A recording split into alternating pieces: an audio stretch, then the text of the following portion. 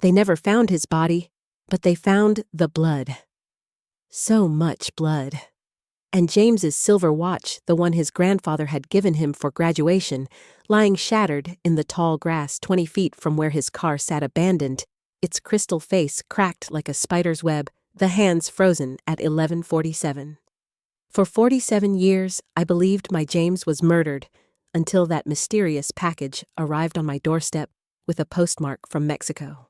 That package changed everything I thought I knew about love loss and the strange twists of fate that shape our lives. Hello there. I'm Geraldine Jerry Whitaker, 78 years young. Most folks around these parts still call me Miss Jerry, though I haven't been a miss for quite some time now. I was born Geraldine May Harrington in 1947 in the small town of Oak Ridge, Vermont. The kind of place where everybody knew your name, your business, and probably what you had for breakfast that morning. A place where secrets were as rare as snow in July, or so we all thought. My father ran Harrington's Pharmacy on Main Street, the only pharmacy for 20 miles in any direction. It was more than just a place to fill prescriptions. It was the heart of our community, with its polished wood counters, soda fountain, and those spinning red vinyl stools that we children loved to twirl on until we got dizzy. My mother, bless her heart, was what folks called delicate. She suffered from terrible migraines that would keep her bedridden for days at a time, curtains drawn against even the faintest light. So from the time I was tall enough to reach the cash register, I helped Daddy at the store. By 16, I could mix any soda combination you could dream up, recommend the right remedy for everything from diaper rash to gout, and count pills faster than most trained pharmacists. But this isn't just another small-town story, honey. Sometimes the deepest secrets hide in the smallest places, and sometimes the most ordinary days can change the course of your entire life. The summer of 1965 changed everything. I'd just turned 18 that spring, fresh out of high school, and full of dreams bigger than our little town could hold. I'd been accepted to the University of Vermont for the fall semester, the first Harrington woman to go to college. Daddy was so proud he told everyone who came into the pharmacy, even Mrs. Peterson, who was just there for her bunion pads. Mama was worried, of course. What if you meet some city boy and move away forever? She'd fret, smoothing my hair like I was still a child. The plan was for me to work at the pharmacy all summer, saving every penny for textbooks and whatever else college girls needed. I had a neat little notebook where I kept track of my earnings, watching the numbers climb week by week. Life had a predictable rhythm in Oak Ridge, comforting in its way, but I was ready for something new, something exciting. Be careful what you wish for, as they say. That sweltering July day. July 17th, 1965 to be exact. Some dates are burned into your memory forever. The thermometer outside the pharmacy window read 91 degrees by 10 in the morning. The electric fan behind the counter pushed the hot air around without cooling it much. My cotton dress was sticking to my back, and I'd pinned my hair up off my neck, wishing for the millionth time that Daddy would invest in one of those new air conditioning units. That's when James Calloway walked into my daddy's pharmacy, the little bell over the door, announcing his arrival like a herald trumpeting the entrance of a king. He wasn't from Oak Ridge. You could tell immediately by the way he carried himself, confident, but not cocky, with a gentle southern drawl that made my knees weak from the first word he spoke. He wore khaki pants and a white shirt with the sleeves rolled up to the elbows, revealing forearms tanned and strong from outdoor work. But it was his face that caught me and held me. Not classically handsome, but interesting in the way that makes you want to keep looking. Intelligent eyes the color of a summer sky, laugh lines already forming at their corners, despite him being so young, and a small scar through his right eyebrow that I would later learn came from falling out of an apple tree when he was 10. He smiled when he saw me behind the counter, and Lord help me, everything inside me went still and quiet, like the world pausing between heartbeats to mark the moment when everything changed. Miss, he said, his voice like warm honey poured over gravel. I think I've seriously underestimated the Vermont sun. I'm afraid I'm red as a lobster and about twice as cooked. I couldn't help but laugh, suddenly conscious of my pinned-up hair and damp collar. You must be passing through. I said, reaching for the calamine lotion we kept behind the counter for summer emergencies. Locals know better than to spend all day outside without a hat in this heat, guilty as charged. He admitted, leaning slightly against the counter. Up close, I could see how bad his sunburn really was. His nose and cheeks were bright red, already beginning to peel across the bridge of his nose. I'm up from Virginia for the summer, helping my uncle with his construction business. We're building the new library over on Maple Street. Will this stuff help? He asked, gesturing to the pink bottle in my hand. It's a start, I said, suddenly all business to hide the flutter in my stomach. But you'll want to stay out of the sun for a day or two, drink plenty of water, and maybe take some aspirin for the inflammation. I gathered the items as I spoke, placing them carefully on the counter between us. You sound like you know your medicine, he said, watching me with those summer sky eyes that seemed to see right through to my soul. I should, I replied, trying to keep my voice steady. I've been helping in this pharmacy since I could walk. Every remedy, every ailment. I've seen it all at least twice. He paid for his purchases, our fingers brushing briefly as I counted out his change, and the touch sent electricity shooting up my arm like I'd stuck my finger in a light socket. Thank you, Miss Harrington, Jerry Harrington. James Calloway, he said, extending his hand for a proper introduction. And I have a feeling I'm going to need a lot more pharmacy supplies this summer. He was right about that. Every day after that first meeting, James would find some reason to stop by the pharmacy. Sometimes it was for genuine supplies. Construction work was hard on the hands, he'd say, showing me blisters and cuts like badges of honor. Sometimes he'd claim to need aspirin or bandages. Most often, he'd just come in for a cold Coca-Cola, claiming our soda fountain served them colder than anywhere else in town. And every single day, I found myself watching the clock, counting the minutes, until he might walk through that door. Daddy noticed, of course. Nothing escaped Richard Harrington's attention, especially when it came to his only daughter. That Virginia boy seems to need a lot of pharmacy supplies, he commented one evening as we closed up shop, his tone carefully neutral, but his eyes twinkling with amusement. I busied myself wiping down the already spotless counter, hoping he wouldn't notice the blush creeping up my cheeks. He works construction, Daddy. It's dangerous work. Daddy just hummed thoughtfully, counting the day's receipts with practiced fingers. Seems to me his injuries always happen right around closing time. Amazing coincidence, that. I couldn't argue with his observation. For 3 weeks straight, James had appeared like clockwork at 10 minutes to 5, just as I was preparing to close the soda fountain for the day. It was Madeline Cooper, my best friend since kindergarten, who finally pushed me to do something about the situation. Maddie worked at the town library, ironically the same one James was helping to build, and came to the pharmacy on her lunch breaks for cherry cokes and gossip. For heaven's sake, Jerry, she said one sweltering afternoon, stirring her iced tea with more force than necessary.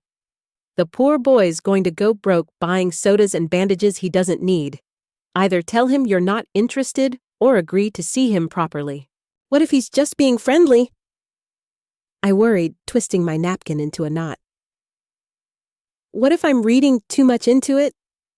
What if he thinks I'm just some small-town girl not worth his time? Maddie rolled her eyes so hard I thought she might strain something. Jerry Harrington, that boy looks at you like you hung the moon and stars. No man needs 3 bottles of aspirin in 1 month unless he's either got the worst headaches in medical history or he's courting the pharmacist's daughter. She was right, of course. Maddie was always right about these things. She had an intuition about people that bordered on the supernatural. So the next time James came in, for breath mints, this time claiming his uncle complained about his coffee breath, I took a deep breath and jumped off the cliff of propriety. You know, I said casually, ringing up his purchase with hands that trembled slightly. There's a showing of The Sound of Music at the Majestic Theater on Friday night. I hear it's really something special. The smile that spread across his face could have lit up all of Oak Ridge during a power outage. Miss Harrington, he said, placing a hand over his heart in mock solemnity. Are you asking me on a date? Maybe I am, Mr. Calloway, I replied, surprising myself with my boldness.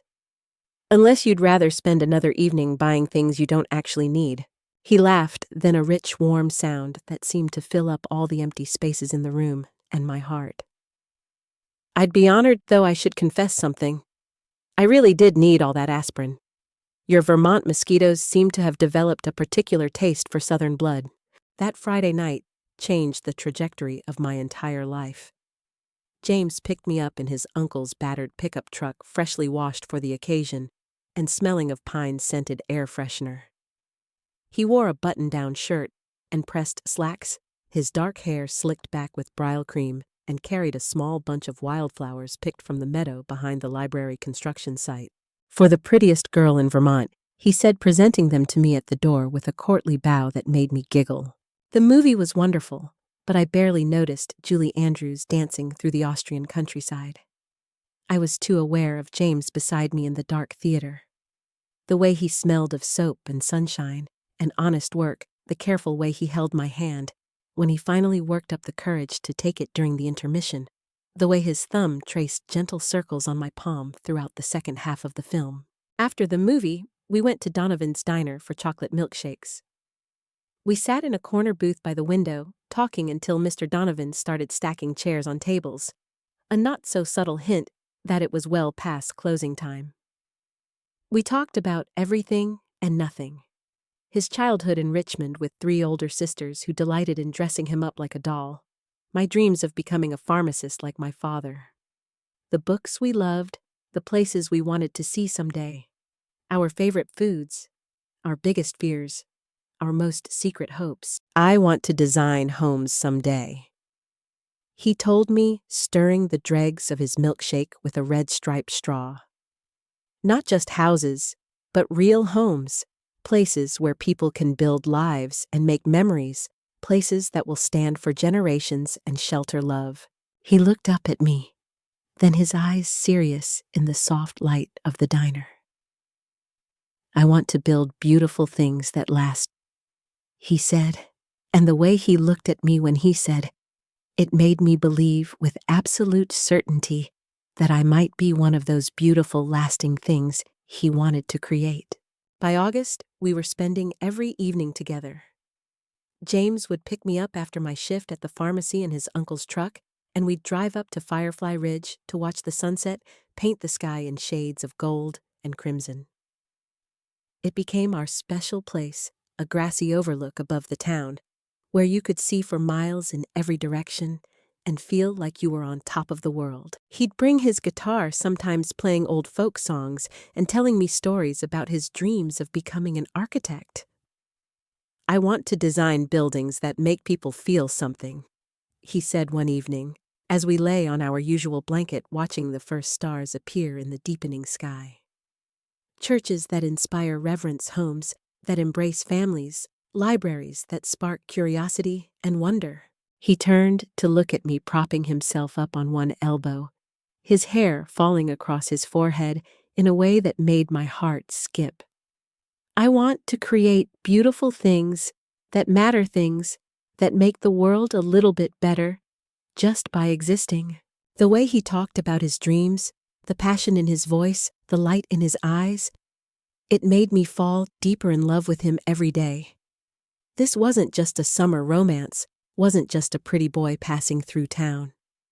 James Calloway was going to change the world, and somehow, miraculously, he wanted me to be part of that journey. My mama worried, of course.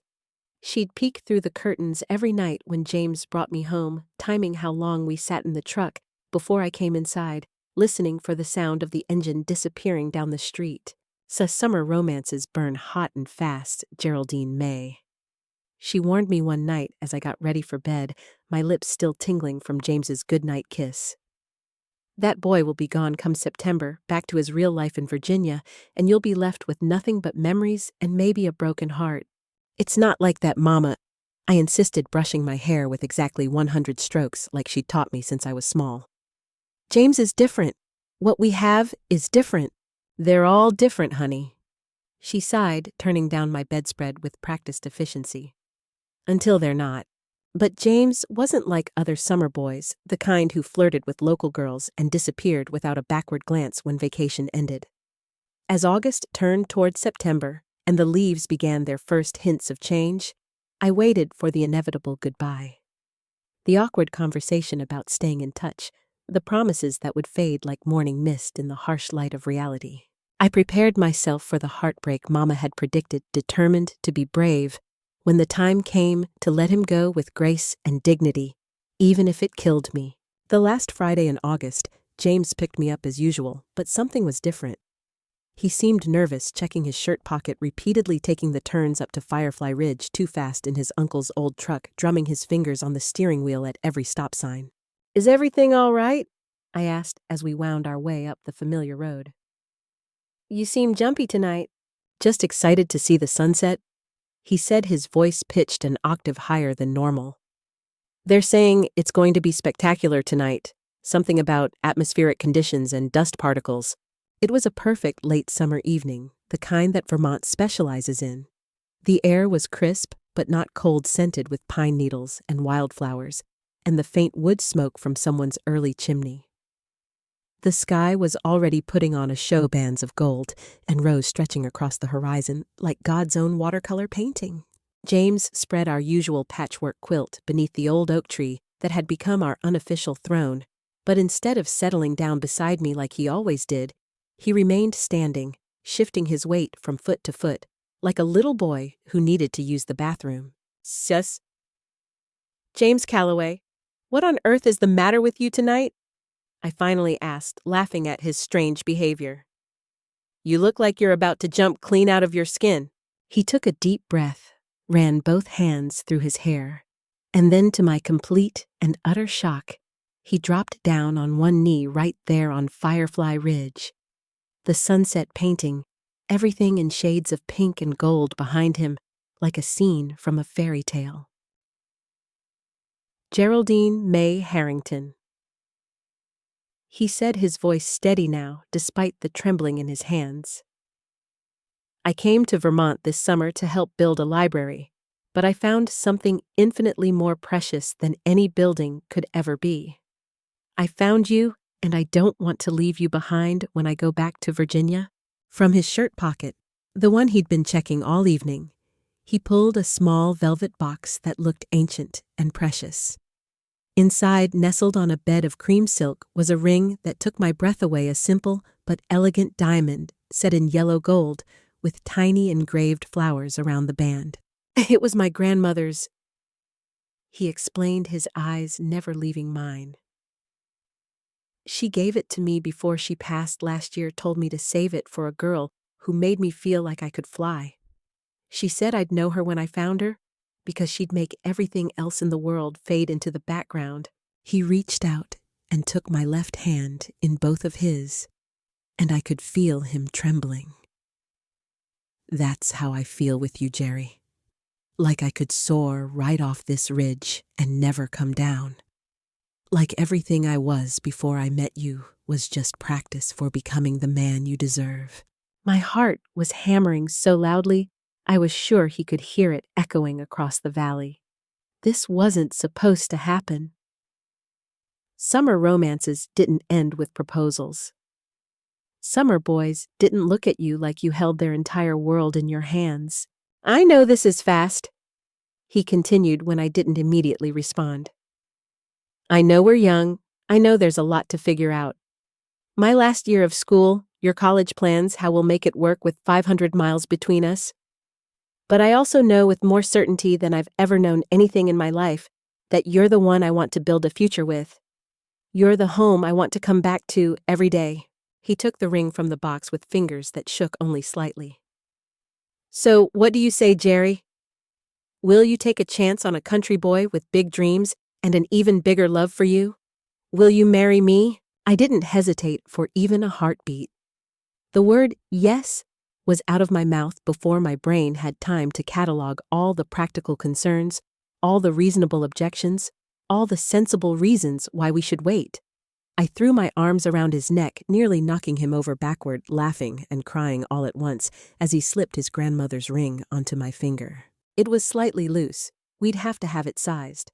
But it felt more right than anything had ever felt in my entire 18 years of life. We stayed on that ridge until the stars came out in full glory, making plans and dreaming dreams, stealing kisses between excited conversations about our future together. The world seemed so full of possibility that night stretched out before us like the twinkling lights of Oak Ridge below. Everything felt achievable, every dream seemed within reach. We were young and in love and invincible, and the future was ours for the taking. Reality, of course, had to be faced eventually. James would still have to return to Virginia in 3 days to start his final year of architecture school. I would still begin classes at the University of Vermont the following week. We would have to be apart for 9 long months, separated by geography, but connected by love and the promise that sparkled on my finger. It's just 1 year, James said as we reluctantly drove back toward town, my head on his shoulder, his grandmother's ring catching moonlight every time we passed under a street lamp. I'll graduate next June, and we can get married that same weekend if you want. Start our life together immediately, no more waiting. 1 year. I agreed, turning the ring around my finger, still hardly believing it was real. What's 1 year when we have forever stretching ahead of us? When we pulled up in front of my house, all the lights were still burning bright, unusual for that time of night. Through the front window, I could see my parents sitting in the living room, their faces tight with what looked like concern that shifted immediately to confusion when they saw our matching grins and clasped hands. Mr. Harrington, Mrs. Harrington, James said formally as we walked through the front door, holding my hand tightly in his, as if he needed to borrow some of my courage. I've asked your daughter to marry me, and she's done me the great honor of accepting my proposal. There was a long moment of silence that seemed to stretch for hours. Then Daddy stood up from his chair, his expression unreadable, and walked slowly toward us. I held my breath, suddenly terrified that he might object, that he might think James was too young, too poor, too Southern, too something. And when exactly were you planning to ask for my blessing, young man? Daddy asked, his voice stern and formal. James's face fell. Sir, I meant to speak with you first, but I got caught up in the moment and... But then Daddy's stern expression cracked like an eggshell, and he broke into the biggest smile I'd seen since the day I graduated valedictorian. I'm just teasing you, son, he said, clapping James on the shoulder hard enough to make him stagger. Though I would have appreciated a heads up. A man likes to prepare for the moment his little girl becomes someone else's woman. Richard. Mama scolded, but she was smiling too, rising from her chair to envelope me in a hug that smelled of lavender powder and happiness. My baby girl engaged, I can hardly believe it. We're not expecting you to pay for anything elaborate, Daddy, I said quickly, knowing how tight money was with my college expenses looming. We're thinking something small and simple next June after James graduates. But Mama was already in full wedding planning mode, her mind spinning with possibilities. June is a lovely month for a wedding, she mused aloud. The roses will be blooming perfect for bouquets. We'll have the ceremony in the church, of course. Reverend Taylor will be so pleased to officiate. You'll need a proper dress. We could alter mine, though the style might be a bit dated now. But the lace is still beautiful, and it would be meaningful. Helen. Daddy interrupted gently. Maybe let the kids catch their breath before you plan the entire wedding. It was nearly midnight when James finally left after we'd talked through all the immediate practical details with my parents. He would return to Virginia in 3 days to start his final year at the University of Virginia. I would begin my freshman year at UVM the following week. We would write letters religiously, at least twice a week. We would call when the expense could be justified. He would try to come up for Thanksgiving if money and time allowed. I might visit his family during Christmas break if transportation could be arranged. And then, in June 1966, after his graduation, we would marry and begin our real life together. James left for Virginia with a piece of my heart tucked safely beside his own, and I threw myself into college preparations with the desperate energy of someone trying to fill a suddenly enormous void. I showed off my ring to Maddie, and my other girlfriends collected recipes and household tips from Mama And the other church ladies started a hope chest with linens and dishes we'd received as engagement gifts. We wrote letters every week, without fail, sometimes more. His letters arrived on cream-colored paper that smelled faintly of the sandalwood cologne he wore, each one a treasure I read over and over until the creases became soft and the ink began to fade along the folds. He wrote about his classes, his professors, his senior design project. A revolutionary concept for affordable housing that incorporated natural light and environmental efficiency decades before such things became mainstream concerns. Just one more year of separation, he'd write in his careful architect's handwriting. One more year, and then forever together. I started classes at UVM in September, majoring in pharmacy as planned, though now with the added motivation of contributing to our future household income. College was everything I dreamed it would be. Challenging, exciting, full of new ideas and different kinds of people.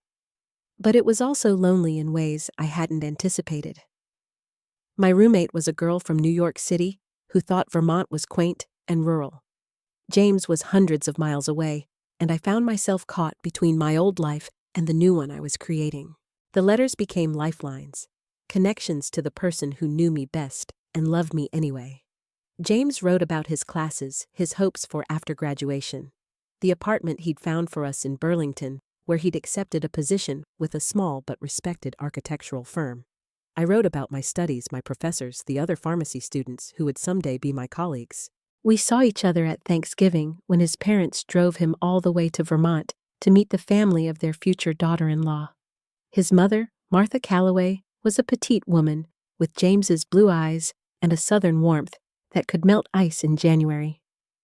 She brought homemade peanut brittle, and stories about James as a little boy showed us pictures of him at various ages, told embarrassing tales about his childhood mishaps and triumphs. His father, George, was more reserved, but genuinely kind, spending long evenings talking with Daddy about business and politics and the changing world, finding common ground, despite their different backgrounds and experiences. They both loved their children, both worried about the future, both believed in the power of hard work and honest dealing.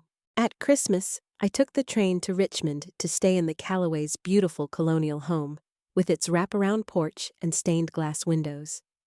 I met James's 3 sisters, Elizabeth, Anna, and Rebecca, who welcomed me like I was already part of the family.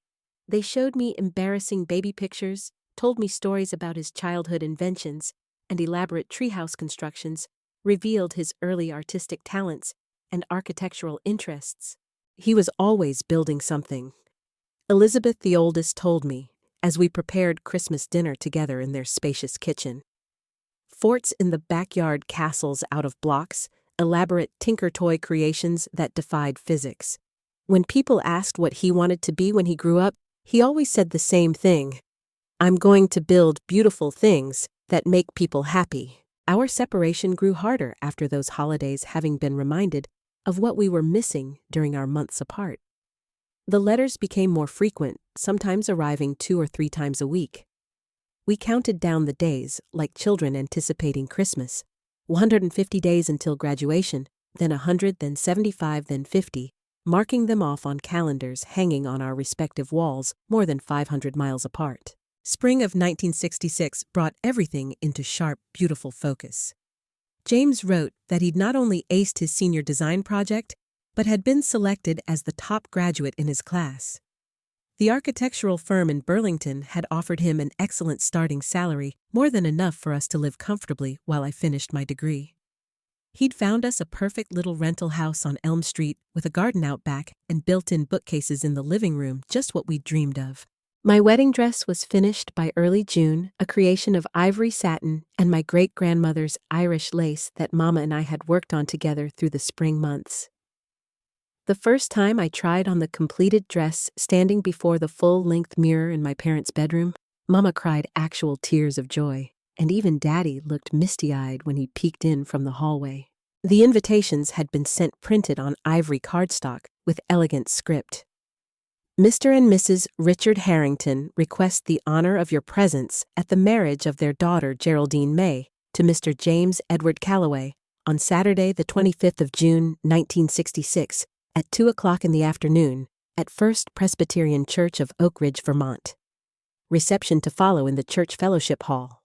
The church was decorated with white roses and baby's breath. Reverend Taylor had met with us multiple times to discuss the ceremony and our hopes for marriage. The reception menu was planned, the cake ordered from the fancy bakery in Burlington. 3 tiers with buttercream roses and fresh flowers to match my bouquet. Everything was ready. Everything was perfect.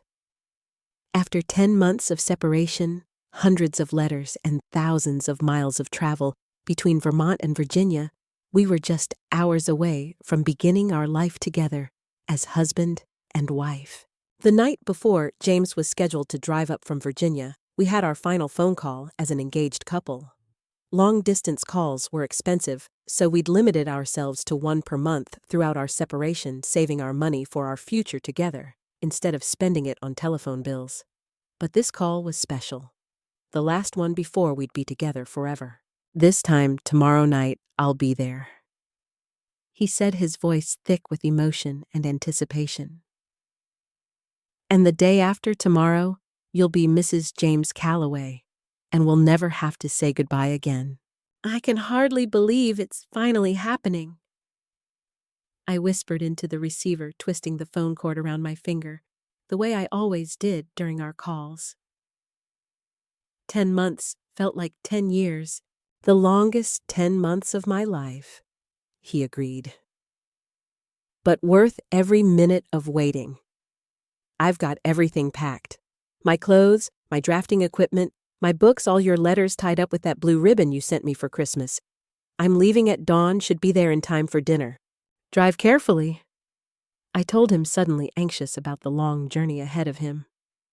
"I know you're excited, but that's a long drive in your uncle's old truck. Promise me you'll take your time stop when you're tired."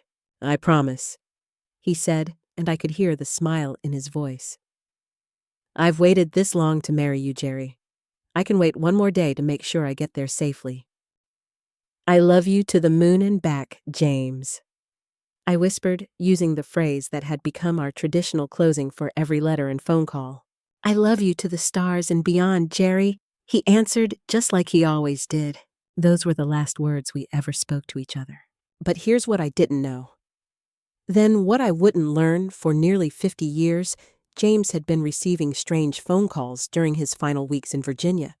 Calls at odd hours with muffled voices asking questions about his travel plans, his route north, whether he'd be driving alone. His roommate David later told police that James had seemed increasingly nervous, looking over his shoulder, double-checking locks, jumping at unexpected sounds. But James never mentioned any of this to me. He didn't want to worry his bride-to-be with vague fears that might amount to nothing. He convinced himself it was just pre-wedding jitters, the normal anxiety that comes with major life changes. If only he had told me.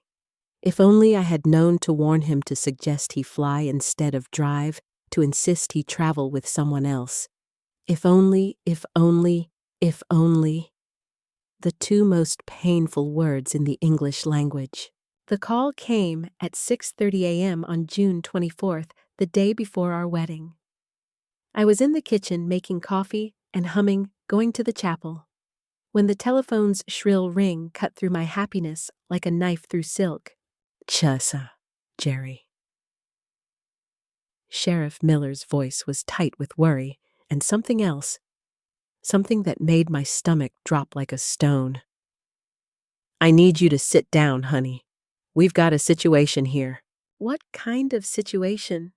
I asked. But I was already sinking into the nearest chair, some primitive part of my brain, recognizing the tone of voice that meant bad news was coming. "We found James's car about an hour ago," he said carefully. "It's abandoned on Route 15, about 50 miles south of here. His belongings are still inside, clothes, suitcases, his wallet with money still in it. But Jerry, there's blood on the road beside the car and James is nowhere to be found." The world tilted sideways, and for a moment I thought I might faint. "What do you mean, blood? How much blood? Where is he?" "We don't know where he is, honey. That's why I'm calling." We've got search teams heading out now, dogs coming in from Burlington, and I've notified the state police. But I need to ask you some questions. Did James have any enemies? Anyone who might want to hurt him? Any reason to think someone might be after him? Enemies. The word felt foreign in my mouth. James doesn't have enemies. Everyone loves James. He's the kindest, most gentle person I've ever known. This has to be some kind of mistake. Maybe he had car trouble and got a ride to a garage. Maybe he's at a hospital somewhere. But even as I spoke the words, I knew they weren't true. James would have called. James would have found a way to let me know he was safe. Something terrible had happened to him. Something that left blood on the roadside, and his car abandoned like a ghost ship on the highway. The investigation consumed the next 6 months of my life. FBI agent Robert Donovan, a serious man with tired eyes, who'd seen too many missing persons cases, set up a temporary office in our town hall and interviewed everyone who had ever known James, ever spoken to him, ever seen him around town. But here's what they didn't tell the general public. What I only learned weeks later, there had been other disappearances along that stretch of highway. 3 young men in the past 18 months, all traveling alone, all vanishing without a trace. The local authorities hadn't connected the cases because they occurred in different jurisdictions, but the FBI was beginning to see a pattern. Someone was hunting young men on that highway, and James had become their latest victim. I couldn't just sit and wait for answers that might never come. Against everyone's advice, my parents, Sheriff Miller's, Agent Donovan's, I drove to the spot where they'd found James's car. I needed to see it for myself to understand what had happened in those final moments. The car was gone by then, towed to the state police garage for forensic examination, but the scene remained. Skid marks on the asphalt where James had braked hard, dark stains on the pavement that made me sick to look at. And there, in the tall grass 20 feet from where his car had sat, I found something the investigators had missed: James's watch, the silver one his grandfather had given him for high school graduation, lying broken and forgotten in the weeds. The crystal was shattered, the hands frozen at 11:47. Either AM or PM, no way to tell which. But it was definitely James's watch. I'd seen it on his wrist 1,000 times, had traced my finger over its familiar weight during our evenings together. I called Agent Donovan immediately. "This proves he was attacked," I told him, clutching the broken watch like evidence of my own sanity. "Someone hurt him here. This wasn't an accident or a breakdown. Someone deliberately harmed James." 3 weeks after James vanished, I received the first anonymous phone call. I was alone in the house, my parents having gone to evening services at church, when the telephone rang. A raspy voice, muffled, as if the speaker was talking through cloth, said words that chilled me to the bone. "Stop looking for him, girl. Some secrets are better left buried." The line went dead before I could respond, leaving me shaking in the silence of our kitchen. When I told Agent Donovan, he immediately had our phone line monitored, but the calls continued sporadically over the next month, always brief, always threatening. "He's not coming back. Accept it and move on. Keep digging and you'll join him. Some people are meant to disappear." Each call sent terror shooting through my veins, but also strengthened my resolve. Someone knew what had happened to James, and that someone was afraid of being discovered. The threats meant we were getting close to the truth. The breakthrough finally came 6 weeks after the disappearance. A long-haul trucker named Bobby Chen contacted the state police about something he'd witnessed the night James vanished. He'd been driving north on Route 15 around midnight when his headlights caught what looked like a struggle by the roadside. 2 figures wrestling, while a third man stood watch beside a dark sedan. "I should have stopped," Bobby told me when Agent Donovan arranged for us to meet, tears streaming down his weathered face. "I keep thinking if I'd just stopped, if I'd honked my horn or something, maybe that boy would still be alive. But you see crazy stuff on the road at night, and I was behind schedule, and I thought it was just drunks fighting or something." By the time Bobby had found a place to turn his massive rig around and drive back to investigate, there was nothing to see but an empty car with its hazard lights blinking in the darkness. He'd assumed whoever had been there had worked out their problems and moved on. It wasn't until he heard about the missing young man on the radio that he realized he might have witnessed a crime. Bobby's description of the vehicles led to a breakthrough in the case. Agent Donovan cross-referenced similar incidents along the highway and found a pattern. A dark sedan, possibly a Buick or Oldsmobile, had been reported near the scene of all 3 previous disappearances. Within days, they had identified their suspects, Marcus Webb, Donald "Donnie" Pratt, and Carl Hutchins, 3 men with extensive criminal records who had been operating a highway robbery ring for the past 2 years. They would target lone travelers, especially young men driving alone at night, force them off the road, rob them, and then the police arrested all 3 men at a rundown motel outside Montpelier. Webb, the apparent leader, had a distinctive scar running from his left ear to the corner of his mouth, the result of a knife fight in prison. When shown Bobby Chen's description, the trucker immediately identified Webb as one of the men he'd seen that night. During interrogation, Webb initially denied everything, but when faced with the evidence, Bobby's eyewitness account the pattern of highway disappearances fibers from James's shirt found in Webb's car. He finally broke. It was supposed to be a simple robbery. He confessed, his voice flat and emotionless. We'd been working that stretch of highway for months. Target young guys with out-of-state plates, nice cars, looked like they might be carrying money. Usually they'd hand over their wallets and we'd let them go. But this one, he shook his head. This one fought back. What happened to James? I demanded when Agent Donovan allowed me to observe the interrogation through a one-way mirror. Where is he? What did you do with him? Webb looked straight ahead, refusing to meet anyone's eyes. Kid came at me with a tire iron when I told him to empty his pockets. Donnie panicked, hit him harder than he meant to. We dragged him into the woods, figured he was just unconscious, but he shrugged, the gesture more chilling than any words could have been. But what? Agent Donovan pressed. What happened then? He was breathing when we left him there, Webb said, but his voice lacked conviction. Maybe. Hard to tell in the dark. We took his car down the road, a piece wiped it clean, left it where someone would find it. Figured it would look like he'd had car trouble, and wandered off. You left him in the woods to die! I said, my voice rising despite my efforts to stay calm. You left him bleeding and unconscious in the wilderness. Webb finally looked at me, then his eyes as empty as a snake's. That boy should have just handed over his wallet like everyone else. What happened after that was his own fault. They searched the woods along Route 15 for weeks. Hundreds of volunteers joined professional search teams, combing through dense forest and underbrush, following every trail, investigating every cave and ravine. They found nothing. No body, no clothing, no trace that James had ever been there.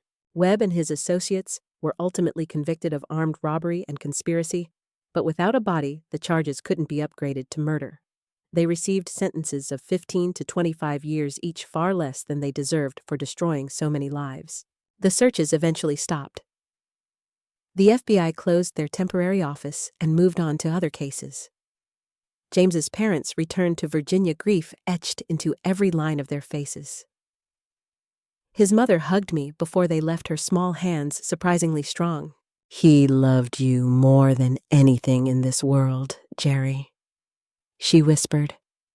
Whatever happened to our boy, wherever he is now, that love was real. Don't let anyone tell you different. By Christmas of 1966, most people in Oak Ridge had stopped mentioning James around me. They thought they were being kind, but their silence just made his absence echo louder through every conversation, every gathering, every moment of every day.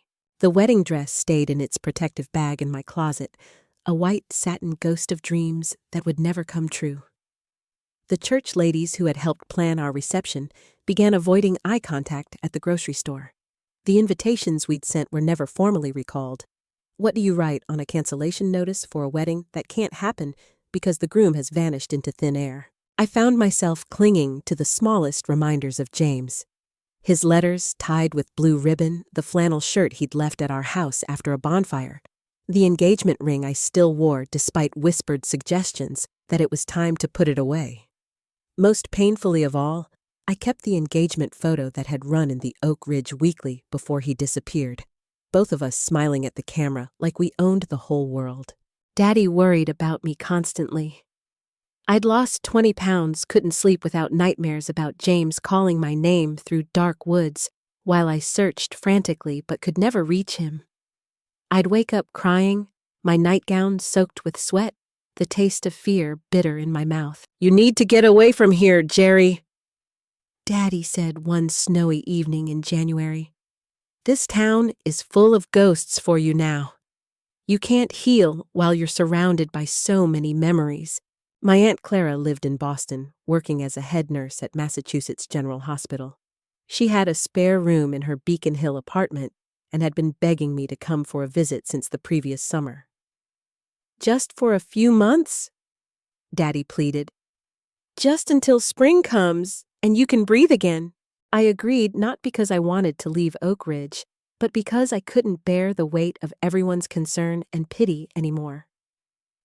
I packed one suitcase with practical clothes and tucked James's letters into my coat pocket, boarding a Greyhound bus on a bitter January morning when the snow was falling so hard you couldn't see across the street. As the bus pulled away from the station, I watched Oak Ridge disappear into the white silence, carrying with it my childhood, my first love, my dreams of the future I'd planned to build. I was 19 years old, and I felt ancient.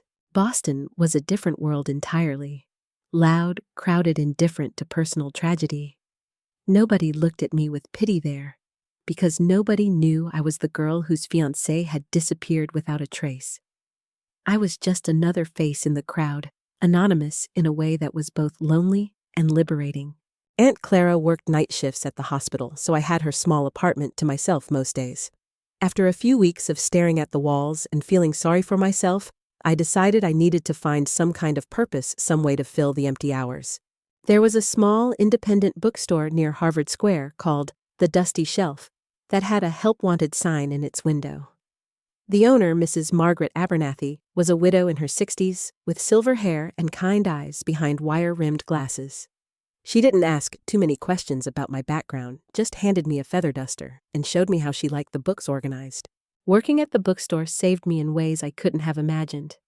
I lost myself in the rhythms of retail, shelving new arrivals, helping customers find exactly the right novel for a gift or the perfect cookbook for a dinner party, ordering titles from publishers' catalogs. When my thoughts turned dark, when the grief threatened to overwhelm me, I could pick up any book from the thousands surrounding me and escape into someone else's story for a while. Mrs. Abernathy noticed my interest in the medical and nursing texts that occasionally came through the store. "You seem drawn to the healing arts," she observed one afternoon as I carefully dusted a collection of anatomy books. "Have you ever considered pursuing that interest formally?" By summer, Aunt Clara had convinced me to enroll in night school. "You're too smart to waste your life grieving Jerry," she said bluntly. "That boy would want you to make something of yourself to use that quick mind of yours. Why not try nursing? Lord knows we need more bright women in the profession." I enrolled in prerequisite courses at Boston Community College, studying biology and chemistry and psychology in evening classes while working at the bookstore during the day. The first time I aced an anatomy exam, I felt a flicker of something I thought had died with James. Pride in my own accomplishments, hope for a future that might hold meaning and purpose, even if it would never hold the dreams I'd once cherished. But I never stopped searching for answers about James. Every month, I called Sheriff Miller back in Oak Ridge, hoping for news that never came. Every quarter, I wrote to Agent Donovan at the FBI, asking if any new information had crossed his desk. I kept a shoebox full of newspaper clippings about unsolved disappearances, searching for patterns that might connect to James's case. I became a licensed practical nurse in 1969, specializing in emergency medicine. There was something about the urgency of the ER, the intense focus required to save lives in crisis situations, that quieted the constant questions churning in my head. When my hands were busy stopping bleeding or stabilizing a trauma patient, my heart could rest from its endless, futile searching. That spring, I met Dr. Thomas Whitaker in the emergency room at Massachusetts General. He was a resident physician, tall and lean, with gentle hands and a quiet voice that could calm the most panicked patient. We'd been working together to stabilize a young man who'd been in a motorcycle accident, multiple fractures, internal bleeding touch, and go for several hours. After we'd finally gotten the patient stabilized and up to surgery, Dr. Whitaker approached the nurse's station where I was updating charts. "Miss Harrington," he said formally, "I wanted to tell you how impressed I was with your work tonight. That patient is alive because of your quick thinking and steady hands." I looked up from my paperwork, surprised by the compliment. In my experience, residents rarely took time to acknowledge the contributions of nurses, especially LPNs. "Thank you, doctor. It was a team effort." "Thomas," he said, extending his hand for a formal introduction. "And I was wondering, would you be interested in getting coffee sometime? Maybe tomorrow, after your shift?" I hesitated, my first instinct being to decline. I wasn't ready for anything that even resembled dating, wasn't sure I'd ever be ready. But there was something in his manner, a gentleness and respect that felt safe. "Just coffee," I said finally. "Nothing more complicated than that. Just coffee." He agreed with a small smile that transformed his rather serious face. "I know a place that serves excellent pie too, if you're interested." Coffee led to dinner the following week. Dinner led to long walks along the Charles River, talking about medicine and books, and music and everything except the ghost that still lived in my heart. Thomas never pushed, never pried, never tried to rush me past boundaries I wasn't ready to cross. When I finally told him about James, sitting on a bench overlooking Boston Harbor on a gray October afternoon, he simply listened. I told him everything: the summer romance, the engagement, the disappearance, the investigation that had yielded nothing but heartbreak and questions that would never be answered. When I finished, Thomas sat quietly for several minutes, watching seagulls wheel over the dark water. Finally, he spoke. "Sometimes there are no answers, Jerry. Sometimes terrible things happen to good people for no reason at all, and we have to learn to live with mystery instead of certainty." He took my hand, then carefully, as if it were made of fragile glass. "I'm not trying to replace him or compete with his memory. I'm just asking for a chance to be part of whatever comes next in your life."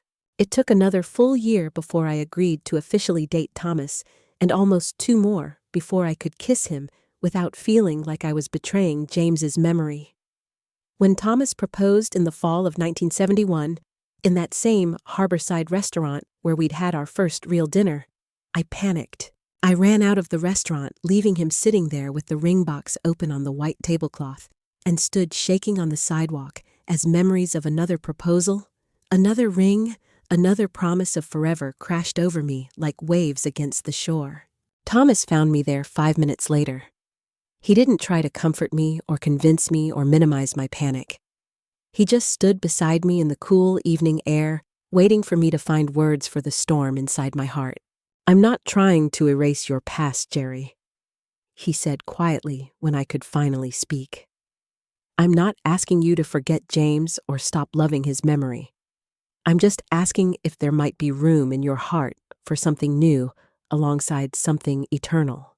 I said yes 3 weeks later on a Sunday afternoon when the autumn leaves were at their peak and the world looked painted in gold and scarlet. We were married in Boston in February 1972. A small ceremony at City Hall with Aunt Clara and a few friends from the hospital as witnesses. I wore a simple blue dress instead of white. Some dreams can only be dreamed once. And I kept James's engagement ring in my jewelry box, where it would remain for the rest of my life. Thomas knew about the ring and understood. Some loves are too deep to put away completely. We moved to Hartford, Connecticut that spring when Thomas accepted a position in the pediatrics department of Hartford Hospital. I found work at a community health clinic serving low-income families, and we bought a small colonial house with a big backyard where I planted roses and Thomas built raised beds for vegetables. We tried to have children for 3 years, but it wasn't meant to be. After my third miscarriage, the doctors advised us to stop trying. My body simply wasn't capable of carrying a pregnancy to term. I raged against this second profound loss, this additional cruelty from a fate that seemed determined to deny me the most basic joys of womanhood. Haven't I already given up enough? I demanded of God during those dark months. Haven't I already paid my dues to heartbreak? But Thomas Wise Thomas suggested adoption in 1975. There are so many children who need homes, he said gently. Especially with everything that's happening in Vietnam, so many babies born to mothers too young or too poor to care for them. We adopted Lily when she was just 3 months old, a perfect baby girl whose 16-year-old mother had courageously chosen to give her daughter a better life than she could provide. The moment the social worker placed Lily in my arms, something broken inside me began to heal. This tiny person needed me whole, not fractured, and somehow I found strength I hadn't known existed. Motherhood consumed me completely for the next several years. Lily was a spirited child, curious and stubborn, and blessed with a laugh that could lift any mood no matter how dark. Raising her left little time for dwelling on past sorrows or unanswered questions. The box containing James's letters moved from my bedside table to my dresser drawer, then eventually to a cedar chest in the attic as our house filled with evidence of the life we were actually living. Lily's artwork, Thomas's medical journal's photo albums documenting birthdays and Christmases and summer vacations. We were genuinely happy. Thomas's practice flourished, and we moved to a larger house in an excellent school district when Lily started elementary school. I went back to nursing part-time, working 3 days a week at a women's health clinic, while Lily was at school. We took family vacations to Cape Cod every summer, building sandcastles and collecting shells that still sit in mason jars on my kitchen windowsill. We built a good life together, the three of us, full of ordinary joys and daily love. But James was never completely gone from my consciousness. He lived in a corner of my mind like a gentle ghost, in questions that had no answers, in dreams that visited less frequently, but never entirely disappeared. Sometimes I'd see a man on the street with James's height, or build, or the way he walked, and my heart would stop for a single beat before reality reasserted itself. Sometimes I'd catch a whiff of sandalwood cologne in a crowded store and turn around expecting to see a face I knew I'd never see again. Lily learned about James when she was 12 quite by accident. She'd been hunting for Christmas decorations in the attic and found the cedar chest containing his letters, bringing the ribbon-tied bundle downstairs with innocent curiosity. "Mom, who's James?" she asked, settling the letters on the kitchen table between us. "These are love letters, aren't they?" Thomas was working late that evening, so it was just Lily and me sitting at our kitchen table, with 40-year-old words of love spread between us, like artifacts from an archaeological dig. I told her a simplified version of the story appropriate for her age, but honest about the essentials. "So you loved 2 men?" she asked when I finished, her young face serious as she tried to understand the complexities of adult emotion. "How is that possible?" "I still love 2 men," I admitted, glancing at the wedding photo of Thomas and me that sat on the counter. "It's possible to hold different kinds of love in your heart at the same time, sweetheart. Love doesn't have to be exclusive to be real." Lily considered this with the gravity that came naturally to her. "What do you think happened to James? Do you think he's still alive somewhere?" I told her the truth. I don't know, and I've had to learn to live with not knowing. Sometimes life doesn't give us the answers we need, and we have to find peace anyway. By the 1980s, James's case had been relegated to the cold case files. Sheriff Miller had long since retired, and the new sheriff in Oak Ridge had never even heard of James Calloway when I called during one of my periodic check-ins. Agent Donovan had transferred to another office, then retired himself.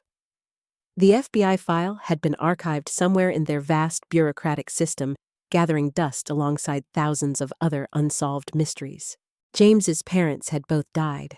His father of a heart attack in 1978, his mother of cancer in 1982. I attended both funerals standing quietly at the back of the church in Richmond, still the almost daughter-in-law after all these years, still connected to their family by threads of love and loss that time couldn't break. Marcus Webb died in prison in 1983, stabbed by another inmate in a fight over cigarettes. His death was briefly noted in the Vermont newspapers, and I felt nothing when I read about it. No satisfaction, no closure, just a vague sense that one more door to the truth had closed forever. Life continued its relentless forward march. Lily graduated valedictorian from high school in 1990 and chose to study pre-med at Yale, following in her adoptive father's footsteps. Thomas's hair turned silver at the temples, while mine began showing threads of gray. We celebrated our 20th wedding anniversary with a trip to Ireland, walking along Emerald Cliffs and staying in bed and breakfasts that served tea and scones every afternoon. I turned 50 in 1997, then 55, then 60. The years accumulated like photographs in albums marking the passage of time through Lily's achievements. Medical school residency, her marriage to Dr. Michael Chen, a thoracic surgeon she'd met during her rotation at Johns Hopkins. We became grandparents in 2000 when Lily gave birth to twins. James and Eleanor, she named them honoring both the ghost in my past and my husband's mother. When she told me their chosen names over the phone from the hospital, I had to excuse myself to the bathroom, where I wept silently, wondering at the strange circles life draws around our hearts. Thomas retired from active practice in 2002, and we moved to a smaller house on the coast of Massachusetts, finally fulfilling his longtime dream of living near the ocean. He took up woodworking in the garage, creating beautiful furniture for our children and grandchildren. I joined a book club, volunteered at the local library reading to children, and tended a garden that overlooked the Atlantic. We settled into the comfortable rhythms of our golden years. Morning walks on the beach, afternoon tea on the porch, evenings spent reading or watching the grandchildren during weekend visits. It was a peaceful time, full of simple pleasures and quiet contentment. In 2011, our tranquil retirement was shattered by a diagnosis that came like lightning from a clear sky: pancreatic cancer. Thomas's case was advanced by the time they discovered it, as these cancers so often are. 6 months. The oncologist told us in his sterile office, his voice professionally compassionate but matter-of-fact. Maybe a year with aggressive treatment, though the quality of life would be significantly compromised. Thomas chose comfort care over aggressive treatment. "I've had a good life, a full life," he told me as we drove home from that terrible appointment.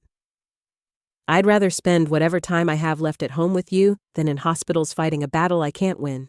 I became his primary caregiver, our roles reversed, after decades of him being the medical professional in our household. For 8 months and 14 days, I watched the man I'd loved for more than 40 years grow thinner and weaker, his brilliant mind trapped in a failing body. But those final months were also precious in their way. We talked about everything during the long hours when pain medication kept him comfortable but awake. Our life together, our daughter, our grandchildren, our regrets few, and our joys many. And yes, we talked about James. "I've never been jealous of a ghost," Thomas told me one night as I adjusted his morphine drip, his voice barely above a whisper. "I've always felt like James sent you to me somehow, like he knew I would love you the way you deserve to be loved." I kissed his forehead, feeling the thin skin over fragile bone. "I've been blessed to love 2 good men in my lifetime," I said. "Most people don't even get one." Thomas died on a Tuesday morning in March, slipping away so quietly, I almost missed it. I was dozing in the chair beside our bed when his breathing simply stopped as gently as falling asleep. Lily arrived 2 hours later, having driven through the night from Boston, and we held each other and cried for the man who had been the center of our family for so many years. After Thomas's death, I considered moving back to Vermont, back to Oak Ridge, where everything had begun. But that town belonged to my past and my real life. My daughter, my grandchildren, my memories of Thomas was rooted in New England now. I stayed in our little coastal house, learning to sleep alone in the bed we'd shared for 39 years, adapting to silence that followed me from room to room. I scattered Thomas's ashes in the ocean, according to his wishes, planted a maple tree in the backyard in his memory, and slowly, carefully rebuilt a life that made sense without him. The years after Thomas's death passed more quietly, measured in smaller increments. Visits from Lily's family, volunteer hours at the library, books read, and gardens tended. I joined a widow's support group, made friends with other women who understood the strange geography of grief. I had Sunday dinners with Lily and her family when they could make the drive up from Boston. Life continued diminished, but still worth living, still capable of surprise and small joys. I watched my grandchildren grow into teenagers with their own dreams and ambitions. I read, voraciously traveled, a little maintained friendships with neighbors and fellow church members. And then, on a gray April morning in 2013, 47 years after James Calloway disappeared from my life, a package arrived at my front door that would change everything I thought I knew about love, loss, and the mysterious ways that fate weaves our stories together. The package was small, about the size of a hardcover book wrapped in brown paper and secured with far more tape than seemed necessary. The postmark read, Guadalajara, Mexico, and the date was 3 weeks old. There was no return address, just my name and current address written in handwriting I didn't recognize. Shaky letters that suggested an elderly or infirm hand. I almost threw it away, assuming it was some kind of scam or mistake. Who did I know in Mexico? Why would anyone be sending me packages from a foreign country? But curiosity won out over caution, and I carried it inside to the kitchen table, where I cut through the layers of tape with a pair of sharp scissors. Inside the brown paper wrapping was a wooden box, hand-carved with intricate flowers and vines along the edges. The craftsmanship was exquisite, clearly the work of someone with genuine artistic talent. Inside the box, nestled on a bed of soft cotton, were 2 items, a letter folded in thirds and a small leather journal, both showing the yellowed patina of age. My hands were trembling as I unfolded the letter, and when I saw the handwriting, careful measured letters that I'd memorized from hundreds of readings, my legs gave out, and I had to sit down hard in the nearest chair. The letter was written on thin paper that felt fragile between my fingers, and it began with words that made the world spin around me. My dearest Jerry. Only one person had ever called me Jerry in quite that way, with that particular combination of affection and reverence. I had to stop reading and catch my breath, my heart pounding so loudly I could hear it echoing in the silence of my kitchen. My dearest Jerry, if you're reading this, then I have finally passed from this world, and my friend Manuel has kept his promise to send you these things after my death. I've written this letter 100 times in my mind over the past 30 years, never finding the right words to explain the inexplicable. How does a man apologize for disappearing from the life of the woman he loves? What possible explanation could ease nearly half a century of uncertainty and pain? I had to put the letter down and walk to the window, looking out at the ocean where waves crashed against the rocks in their eternal rhythm. This couldn't be real. This had to be some cruel hoax, someone's idea of a twisted joke. But the handwriting was unmistakably James's, and no one else had ever known to call me Jerry in quite that way. With shaking hands, I returned to the table and continued reading. I was on my way to you that June day in 1966, my car packed with everything I owned, my heart full of dreams of our future together. Just past the Virginia-West Virginia border, I stopped to help what appeared to be a stranded motorist, a man standing beside a car with its hood raised, waving frantically for assistance. But it was a trap. As soon as I got out of my car, 3 men emerged from the woods. They demanded my wallet, my watch, everything of value. When I refused and tried to fight back, they beat me unconscious with something heavy. A tire iron, I think, or a piece of pipe. My hand flew to my mouth as the horrible truth began to unfold. The blood by James's car, his shattered watch in the grass, the investigation that had never found his body. It was all beginning to make terrible sense, They left me for dead in a roadside ditch, taking my wallet and identification, abandoning my car miles away to throw off any investigation. But I didn't die, Jerry. A migrant farm worker named Miguel Herrera found me the next morning barely alive and bleeding heavily from a head wound that should have killed me. Miguel was undocumented, afraid of authorities, and instead of taking me to a hospital where questions would be asked, he brought me to his brother's home, where the family nursed me back to some semblance of health. I was unconscious for days, and when I finally woke up, I remembered nothing. Not my name, not where I was going, not you, not our love, not the life I'd been living.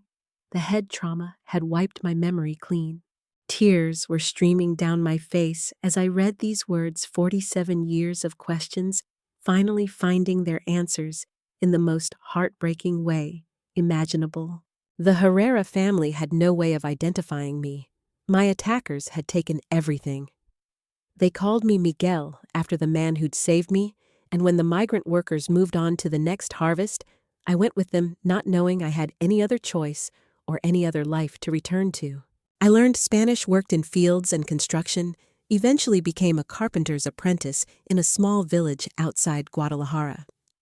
I built a life without knowing I'd already had one loved people, without remembering that I'd left the greatest love of my life waiting at an altar I would never reach.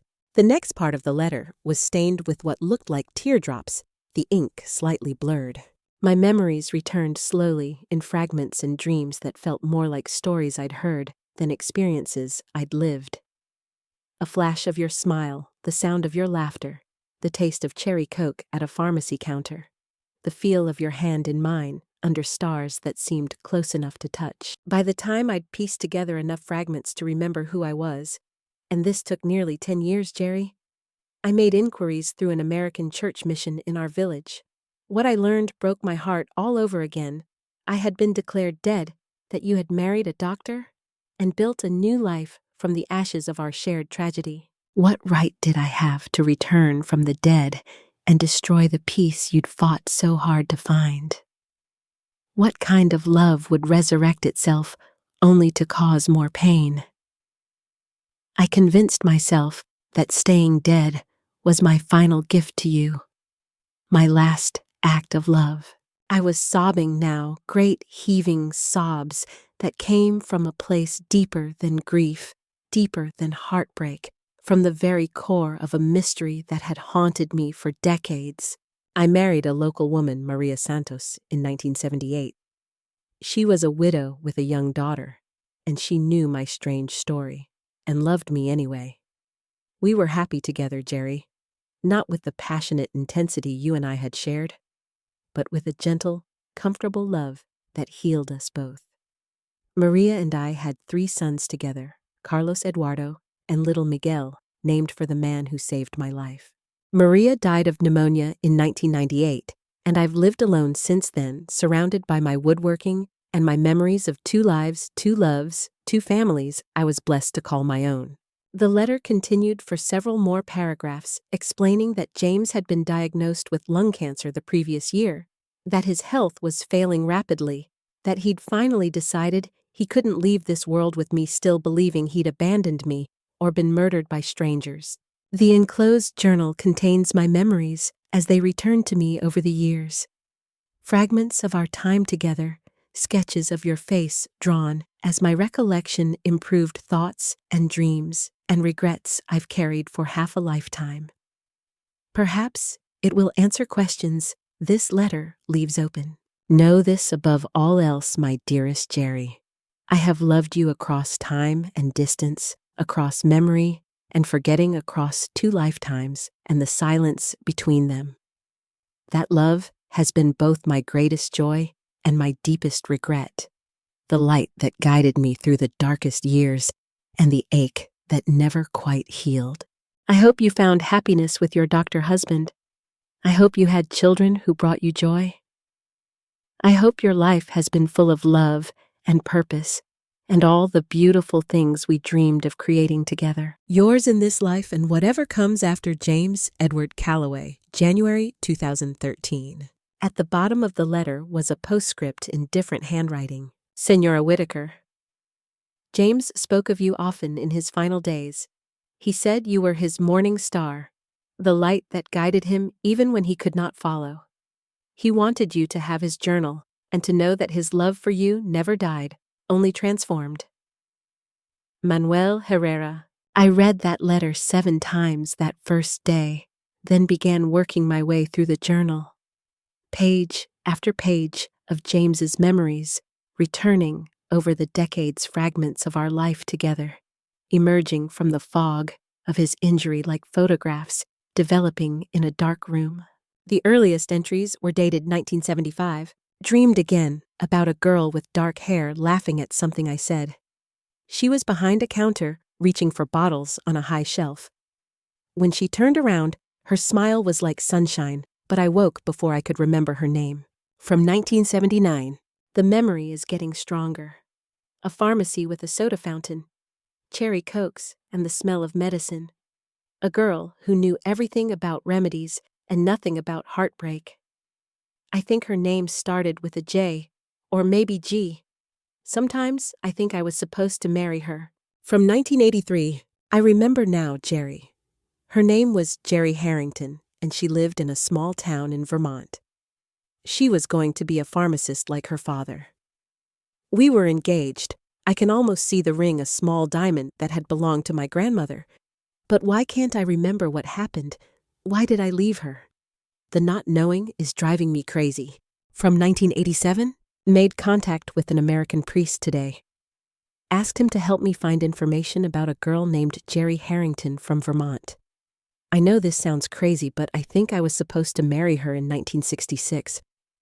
I think something terrible happened to prevent our wedding. If she's still alive, I need to know what happened to us. The entry from 1988 made me cry all over again. Father Miguel brought terrible news. Jerry Harrington married a doctor named Thomas Whitaker in 1972. They have a daughter named Lily. She's built a new life, and I have no right to destroy it by returning from the dead. The love I remember was real, but it belongs to the past now. I have to let her go. There were sketches scattered throughout the journal, attempts to draw my face from increasingly clear memories. The early drawings were vague, impressionistic, but by the 1990s, they were remarkably accurate, capturing details I'd forgotten about my 18-year-old self. One entry from 1995 stopped me cold. Today is June 25th. What would have been our 29th wedding anniversary if fate hadn't intervened? I wonder if Jerry ever thinks about this date, if she remembers the life we planned together. In my dreams, we're still young, and the whole world stretches ahead of us like a promise waiting to be kept. Another from 2001, Maria has been gone 3 years now. The boys are grown men with families of their own. I'm 61 years old, and I still dream about a girl I loved when I was 22. Is this madness or fidelity? How do you mourn someone who's still alive but lost to you forever? The final entry was dated December 2012, just 4 months before the package arrived. The cancer is winning now. The doctor says I have weeks, not months. Manuel promises he'll send Jerry the journal when I'm gone, along with a letter I've finally found the courage to write. After nearly 50 years of protecting her from the truth, I find I cannot leave this earth with her believing I abandoned her willingly. Some love transcends even death, and she deserves to know that our love was real, even if our life together was stolen from us. I spent the rest of that day reading and rereading every word James had written, studying every sketch, absorbing the reality that the great mystery of my life had finally been solved in the most heartbreaking and beautiful way imaginable.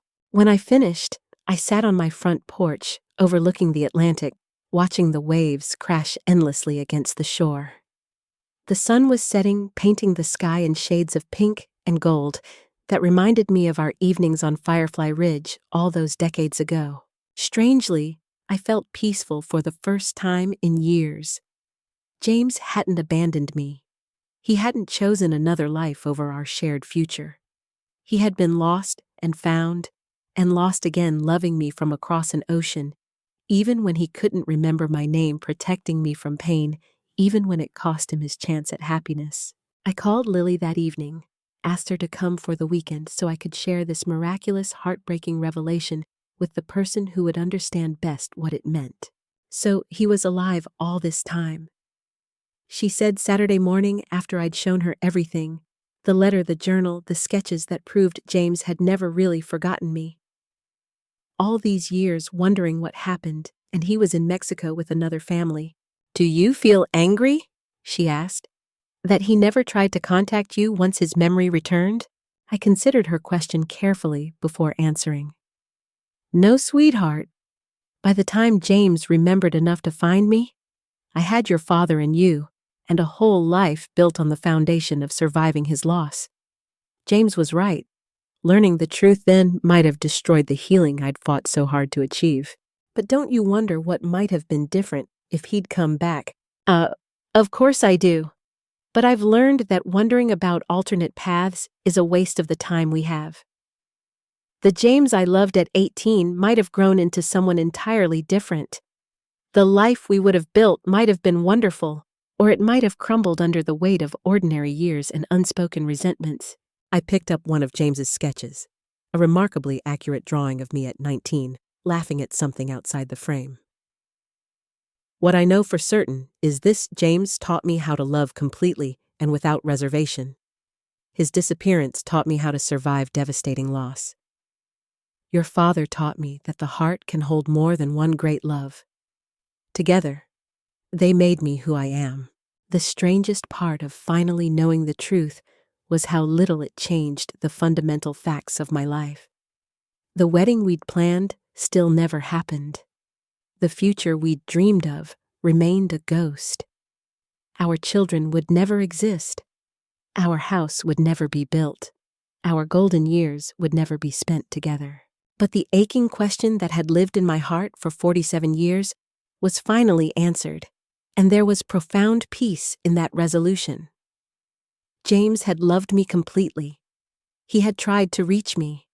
He had been prevented by violence and circumstance, and his own noble desire to protect me from further pain. A few months later, I received another package from Mexico. This one contained a small wooden cross that James had carved during his final weeks, along with a note from Manuel. Senora James worked on this cross even when his hands were too weak to hold the carving tools for long. He said it was for you, something made with love to replace what was lost to violence. He wanted you to know that faith and love are the only things that survive when everything else is taken away. I hung the cross in my kitchen window, where the morning light could find it. Sometimes, when the sun hits it just right, I can almost see James's hands shaping the wood, can almost hear him humming the way he used to when we sat together under the stars on Firefly Ridge. People ask me now if I have regrets about the life that might have been, if I'm bitter about the decades of uncertainty and pain. The truth is, regret is a luxury I can't afford, and bitterness is a poison I refuse to drink. What happened to James and me was a tragedy, but it wasn't a waste. Our love, brief as it was, taught me things about myself and about the capacity of the human heart that shaped every day of the life I actually lived. The grief of losing him made me more compassionate toward other people's sorrows. The mystery of his disappearance taught me to live with uncertainty and find meaning anyway. James's love made me brave enough to love Thomas. Thomas's love made me strong enough to raise Lily. Lily's love made me grateful for the family we created from the ashes of the family I'd lost. Every love in my life was connected to every other love, like links in a chain that stretched across decades and continents. I'm 81 now, still in my little house by the sea. The twins are teenagers now with their own dreams stretching ahead of them like sunrise. I volunteer at the elementary school library reading stories to wide-eyed children who believe in happy endings because they haven't lived long enough yet to know that endings are more complicated than that. Sometimes I tell them in age-appropriate ways about the power of love to transcend time and distance and even death. I tell them that the people we love never really leave us, that love transforms but never truly ends, that the heart is capable of holding more joy and sorrow than seems humanly possible. Every June 25th, what would have been our wedding anniversary, I take flowers to the beach where Thomas's ashes rest, and to the maple tree I planted in his memory. I tell him about my days, about Lily's family, about the books I'm reading, and the places I'm thinking of visiting. Then I sit on my porch with James's journal and remember a summer when anything seemed possible, when love felt strong enough to conquer the world. It wasn't strong enough to conquer violence or amnesia or the cruel mathematics of circumstance, but it was strong enough to survive them all, to grow into something larger and more enduring than the two young people who made promises under Vermont stars. That's the thing about true love. It doesn't end when the story doesn't go according to plan. It just becomes a different story, one perhaps more beautiful for all the pain it had to grow, through all the obstacles it had to overcome, all the years it had to wait for resolution. The blood they found on Route 15 in 1966 was real. The violence was devastating. The loss shaped the rest of my life in ways both profound and subtle. But the love was real too, and love is what lasted when everything else faded away. James Calloway disappeared on a June day 57 years ago, but he never really left me. He lives in every kindness I've shown, every patient I've comforted, every moment I chose hope over despair. Thomas Whitaker died of cancer 12 years ago, but he lives on in our daughter's healing hands, in our grandchildren's laughter, in the maple tree that grows taller every year. Love doesn't die. It just keeps growing, keeps finding new ways to matter, keeps writing itself into the world through the lives it touches. That's the truth I've learned in 8 decades of living and loving and losing, and finding my way back to hope again and again. And that, my dear ones, is a story worth telling, a love worth celebrating, a life worth living fully, even when it doesn't turn out anything like you planned. The package from Mexico sits on my mantelpiece now, next to photos of Thomas and Lily and the twins. Sometimes visitors ask about the wooden box, and I tell them it contains letters from my first love written across decades and continents, proof that some promises transcend even death. I don't tell them about the heartbreak or the decades of uncertainty or the violence that changed everything. There's time enough for those darker truths when they're older, when they've lived long enough to understand that the most beautiful love stories are often the most complicated ones. The ones that teach us that happy endings come in forms we never expected. For now, it's enough to say that love is the only thing that matters in the end, the only thing that lasts when everything else is taken away. Love in all its forms, passionate and quiet, permanent and fleeting, fulfilled and tragically interrupted. All of it matters. All of it counts. All of it becomes part of the story we tell about what it means to be human. And that, I've discovered, is more than enough to build a meaningful life upon.